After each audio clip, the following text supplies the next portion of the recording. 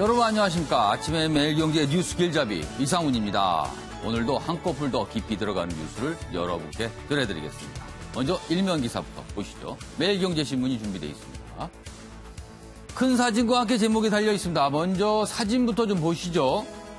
지난 23일 평양을 열차편으로 떠나고 있는 김정은 국무위원장의 모습입니다. 그리고 그 위에 제목이 달려 있습니다. 미국과 북한의 회담 D-2 27일부터 시작이 되니까요. 오늘로서 이틀 남았군요. 김정은 하노이 향해 60시간 열차 행진을 지금 하고 있습니다. 정확하게 60시간인지 60시간이 넘는지는 모르지만 대략 이 정도 걸릴 것으로 언론들은 전망하고 있습니다. 내용 보시죠. 김정은, 내 아이들 핵 이고 살기 원치 않아. 이렇게 돼 있습니다. 여기서 말한 내 애들이란 본인의 자식들을 진짜 말하는 얘기입니다. 이 얘기는요. 앤드루 김 전 미국 중앙정보국 코리아 미션 센터장이 며칠 전입니다. 미국 스탠퍼드대 강연에서 이런 얘기를 했는데요. 그동안 김정은 위원장을 여러 차례 접촉을 했죠. 그래서 본인이 들은 얘기를 전달한 겁니다.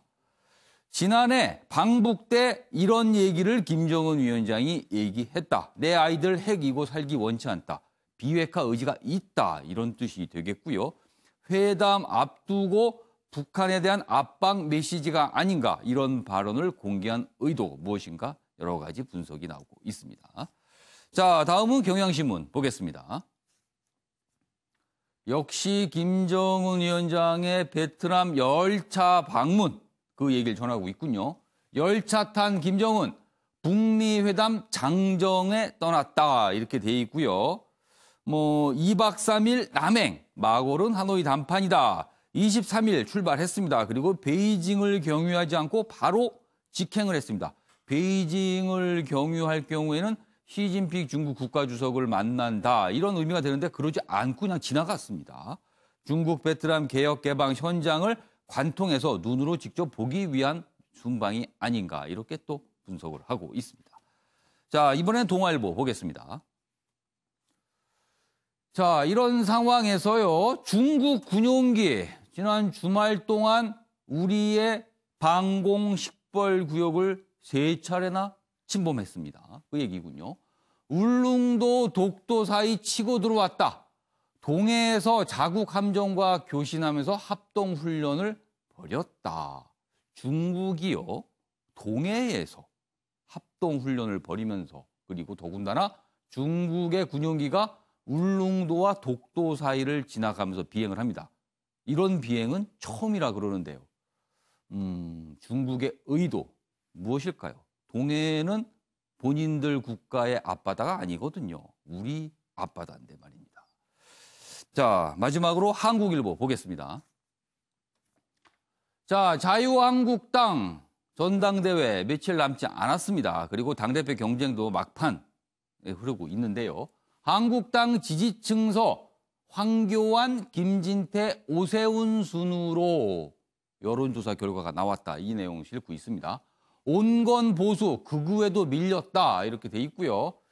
당권 주자 관련 여론조사를 벌였는데요. 황교안 후보가 61%로 압도적 1위가 나왔습니다. 그리고요. 오세훈 후보는 지지율이 15%에 그쳐서요. 김진태 후보에도 뒤지는 것으로 나왔다. 그래서 이런 현상에 대한 분석이 있는데 일단 분석이 이렇습니다. 전당대회 이전 투구에 중도 보수가 이탈을 한 것이다. 그래서 지지율이 오세훈 후보의 경우는 15%에 그쳤다. 그리고 저 큰 제목은 온건 보수가 극우에도 밀린 것이다. 이렇게 오늘 언론들이 분석하고 있습니다. 자, 지금까지 일면 기사 짚어봤고요. 오늘도 네 분 패널께서 나오셨습니다. 한 분씩 소개해드리겠습니다. 먼저 최창렬 용인대 교수 나오셨고요. 조대진 변호사, 최경철 매일신문 편집위원, 그리고 윤기찬 변호사 자리하셨습니다. 안녕하세요. 안녕하세요.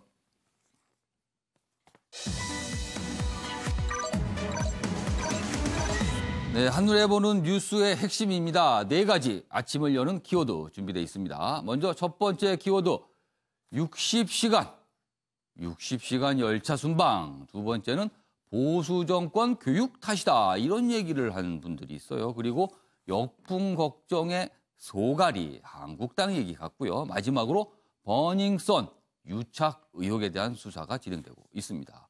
자, 이렇게 네 가지 키워드로 오늘 주요 내용 정리해봤고요. 오늘 첫 번째 이슈는요. 북미 정상회담 이틀 남았습니다. 그 얘기부터 좀 해봐야겠습니다. 첫 번째 기사 보시죠.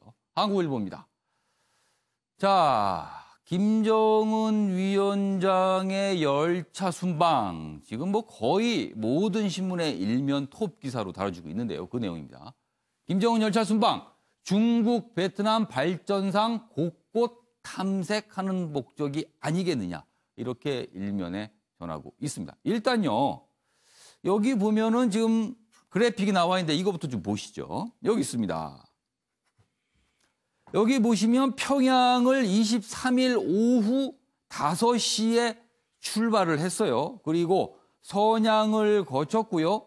베이징은 지나가지 않았습니다. 대신에 텐진을 지나갔고요. 지금쯤 아마도 정저우 정도를 통과하지 않을까 예상이 되는데 그 이후에는 쭉 단축 코스로 가서 하노이까지 열차편으로 일단 중국과 베트남의 국경까지 기차로 열차를 이용한 뒤 그 뒤에 차량편으로 하노이로 가지 않을까 이렇게 전망이 나오고 있는데 일단 지금은 중국 항복판을 열차로 지나가고 있는 상황입니다.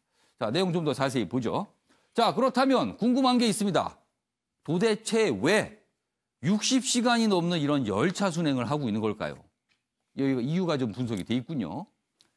61년 전 김일성 방문 행보를 답습했다. 당시에 61년 전에도 김일성이 베트남을 방문할 때도 이런 열차편을 일부 구간에서 이용을 했다는 내용인데 그거를 답습한 것이다. 그리고요. 전용 열차 타고 대륙종단 하노이행 베이징 간 것이고 곧바로 남행했다. 이렇게 돼 있습니다. 한국일보는 김일성 방문 행보를 답습한 게 큰 이유가 아닐까 이렇게 돼 있고요. 다른 소식은 보면요. 출발 소식 동선 북한 주민에 알렸습니다. 이례적으로 빨리 알린 겁니다. 아직 도착하지도 않았는데 과거에는요. 도착을 하고 나서도 한참 지내야 북한 언론들이 보도를 했는데 이번에는 바로 보도를 했습니다. 자, 그리고 트럼프 미국 대통령은 오늘 하노이로 떠날 예정이라고 합니다. 자, 관련 기사 하나 더 있는데 마저 보시죠. 그렇다면 지금 북한은 김정은 위원장이 없는 상태. 이른바 북한이 말하는 최고 지도부가 비어있는 상태입니다. 자, 여기 보시죠. 집권 후 최장 공백이다. 수령 없는 평양엔 최룡해 김영남이 남아있다. 이렇게 돼 있습니다. 최소 일주일 대리 통치자 역할을 해야 되는데 최룡해나 김영남이 아닐까 이렇게 분석을 했고요. 출국 때, 그러니까 평양을 열차편을 떠날 때 김영남에게 귀옛말을 한 걸로 봐서는 뭔가 당부를 한 거 아닌가 뭐 이런 얘기가 있습니다. 그리고 수행단엔 리설주 없고 김여정만 포함이 됐다. 이런 내용도 실려 있습니다. 자, 그럼 저희가 여기서 김정은 위원장의 평양 출발 그리고 지금 하노이의 북한 관련 동향 영상으로 준비했습니다. 좀 보시죠. 자, 지금 화면 보시면 지난 23일입니다. 김정은 위원장이 오후에 평양을 열차편으로 떠나기 전에 환송식을 하는 모습인데요. 뭐 지금 의장대도 나와 있고요. 소를 흔들고 있고 맞은편에는 평양 시민들로 보이는 사람들이 나와서 옷을 들고 환영을 하고 있어요. 지금 김영남 모습이 보이고 있고요. 자, 지금 악수를 하고 있고 열차를 타기 직전의 모습인데 아무튼 전체적인 분위기를 보면은 굉장히 큰 일을 하러 떠나는 모습으로 보이고 있고요. 시간도 보입니다. 오후 4시 30분 나타나 있습니다. 자, 그리고요. 이번 영상은요. 역시 어제입니다. 24일 모습인데요. 북한의 고려항공 수송기가 하노이에 도착을 한 모습인데요. 그 수송기에서 내린 인물들은 다름 아닌 북한 공무원들로 보입니다. 아주 말쑥하게 검은 정장을 차려입고 내렸고요. 지금 뭐 영상이 나올 텐데. 그리고 키들이 언뜻 보기에도 한 180 이상들을 다들 넘어서 또 누가 봐도 경호원이다 이런 모습입니다. 그래서 한 숫자로는 한 100여 명 정도 되는 경호원이 이미 하노이에 도착해서 뭔가 준비를 하고 있다. 이런 소식도 들리고 있습니다. 자, 저희가 영상까지 확인해 봤는데요. 일단 최창할 교수님, 네. 가장 궁금한 거는요.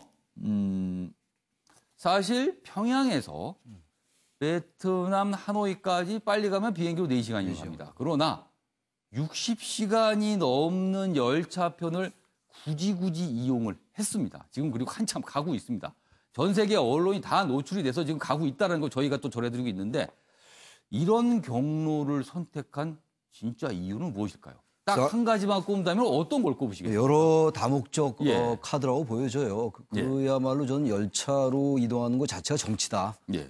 이제 김정은 위원장은 정치를 하고 있는 건데요. 여러 가지 이유가 있는데 뭐 한 가지만 말씀을 하라고 예. 그러시니까. 가장 중요한 건 뭘까요? 제가 볼 때는 역시 그 내부 결속인 것 같아요. 결속? 할아버지는 김일성, 예. 김일성 주석이 갔던 길을 그대로 따라가는 거잖아요. 그러니까 자기 할아버지의 그 모습을 이제 재현하면서 북한의 정통성 같은 것들 다시 확인하고 예. 그리고 북한의 어떤 자기의 체제를 보다 결속하려는 것이 예. 가장 크다. 어. 여러 가지 많이 있는데 하나만 말씀하시라고 그러니까 예. 그런 생각이 들어요. 또 하나가 이제 굳이 또 하나 얘기한다면 예. 중국과의 혈맹 관계를 과시하는 측면도 없지 않아 있는 것 같고요.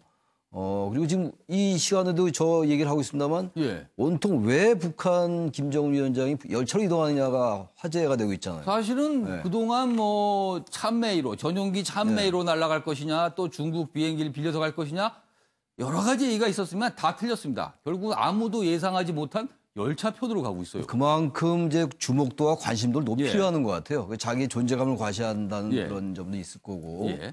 또 이제 중국을 관통하면서 북한의 개혁 개방을 이제 우리가 중국의 개혁 예. 개방을 우리가 모델을 따르겠다라는 그런 의지의 표현도 되고 그러니까 예. 굉장히 다목적인 카드로서 북한이 이제 열차로 이동하는 길을 택한 것이 아니냐 이렇게 생각이 됩니다.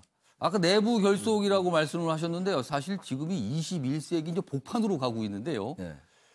21세기 복판에 사실은 열차는 어떻게 보면은 20세기 초반, 그렇죠. 20세기의 주력 교통편이라 할 수 있는 이 열차를 타고 가고 있는 모습. 이걸 어떻게 해석할지 모르겠는데 아무튼 전 세계 언론의 주목을 받고 있는 건 분명해 보입니다. 자, 조대진 변호사. 자, 조대진 변호사는 이 60시간이 넘는 열차편을 이용한 진짜 이유는 무엇이라고 생각하세요? 뭐 현실적인 이유가 있는 것으로 저는 생각을 하는데요. 일단 뭐 비행기 편으로 가려면 고려항공 이전에 봤던 그 예. 1호기를 탄다거나 예. 아니면 참매 1호기가 지금 되게 유력하지 예, 않았었습니까? 근데 참매 1호기 같은 경우는 항속거리가 5,000km 정도 되니까 베트남까지 날아가는 데는 충분합니다. 거리는 됩니다. 근데 이제 그래도 조금 불안한 감이 좀 있었다고 좀 생각이 되는 부분이 있고요. 예. 그리고 제 생각으로는 좀 많은 사람들을 데려가기 위해서 열차편을 이용하지 않았나라는 생각이 듭니다. 그러니까 왜냐하면 이제 비행기를 통해 가지고 항속거리도 짧은데 예. 또 비행기에 많은 사람들을 데려갈 수 없기 때문에 예. 기차를 통해서 많은 수행단들을 데려가기 위한 목적이 아닐까 그렇게 생각을 합니다. 약간 같이 갈 사람이 많은데 비행기로는 조금 부족할 것 같아서 아주 열차를 길게 들여서 간다 이거죠. 지금 보면요. 제가 잠시 숫자를 말하자면 이 시간은 60시간, 60시간이 넘을 거로 지금 보고 있고요. 거리가요. 4,500km입니다. 우리 거리 단위로 치면 만리가 넘습니다. 만리. 1만리가 넘어가는 거리인데요. 엄청난 거리를 달린 겁니다. 그리고 뭐 지금 자세한 내용은 안 나오고 있는데요. 열차편에 대한 자세한 소식이 없습니다. 과연 몇 량의 기차가 들어서 있는 건지 열차가 들어서 있는 건지 이런 부분은 안 되는데 아마 도착하면 나올 것 같고요. 아무튼 지금 동선을 보시면 이 화면에 보다시피 이런 그림이 나오게 됩니다. 자, 이 그림을 보니까 지금 방금 제가 떠오르는 생각이 있는데요. 최영철 표지위원께 그 질문 좀 드릴게요. 이유도 분석해 주시고 제 질문에도 좀 답변을 해 주시면 좋겠는데 일단 이 정도로 중국 지역을 거의 관통해서 가고 있거든요. 그런데 지금 중국이 사실은 춘절입니다. 1년에 제일 큰 명절이라서요. 중국 분들이 전국 각지로 열차를 이용해서 지금 이동한 식으로 굉장히 혼잡한 상황입니다.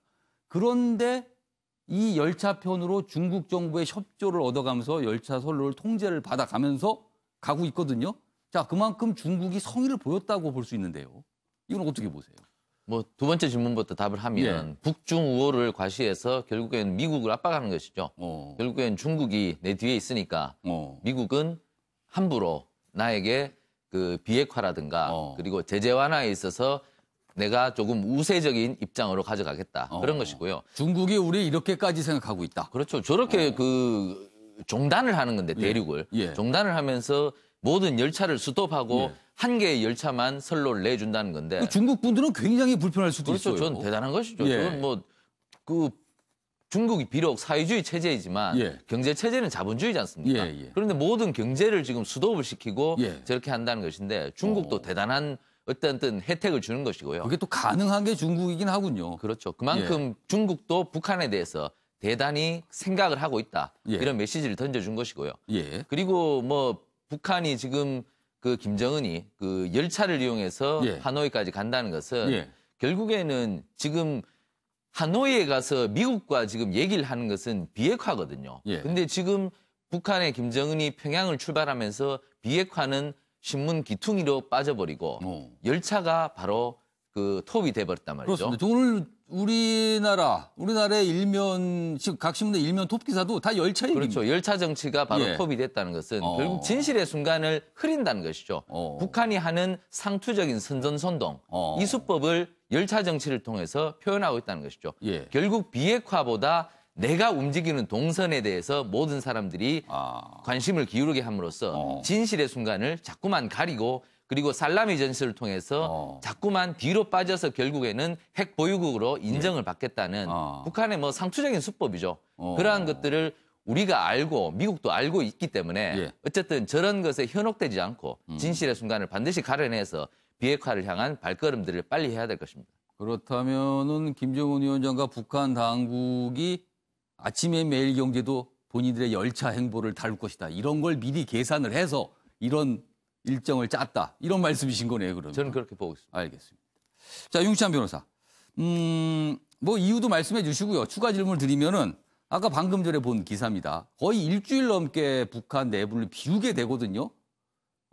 그런 거라면 과거 이제 사회주의 국가 지도자들은 그렇게 오랜 기간 비우는 것에 대해서 굉장히 좀 꺼려 했는데 북한에서 이렇게 비워도 김정은 위원장은 체제에 대해서는 자신감이 있다. 뭐 이런 어떤 표현인가요? 이건 어떻게 좀 해석하세요? 뭐 그 김정은이 독재란다고 하지만 사실은 이제 안에 그 통치를 같이 하는 세력이 있는 거죠. 그래서 뭐 선군 정치라고까지 불지는 않지만 어쨌든 군부를 중심으로 한 통치 그 세력이 있는 것으로 보이고요. 따라서 뭐 안에 그 내부의 동요 이런 부분은 고려할 바가 아닌 것 같고 지금 이제 저게 열차로 보기보다는 철로로 보면 실제 중국 입장에서 보면 1대1로로 미국과 대치하고 있잖아요. 그러니까 그 육상 경제 벨트를 1대1로로 해가지고 TPP라는 그 미국의 정책 또는 인도 태평양 전략하고 이렇게 맞닿아 있는데 거기서 본인들은 중국의 1대1로 정책에 편입돼 있다라는 것을 중국에게 메시지를 주고 또 하나는 이제 한국의 대한민국의 육로와 철로 연결에 대해서 회의론이 좀 있습니다. 그래서 실제 이게 연결이 되면 이렇게 비전이 있다라고 어떤 시각적인 비전을 제시함으로써 철도 연결이 되면 이렇게 갈 수 있다. 거의 동남아시아까지 철도로 간다. 그렇죠. 그래서 한국의 회의론을 불식시키는 의도도 숨어 있지 않나 이런 생각이 듭니다. 듣고 보니까 굉장히 여러 가지 포석이 있네요. 보니까 굉장히 저건 누가 봐도 의도적인 일정을 잡은 것이다. 이렇게 볼 수밖에 없을 것 같습니다. 오늘 네 분의 말씀의 결론은 그건 같습니다.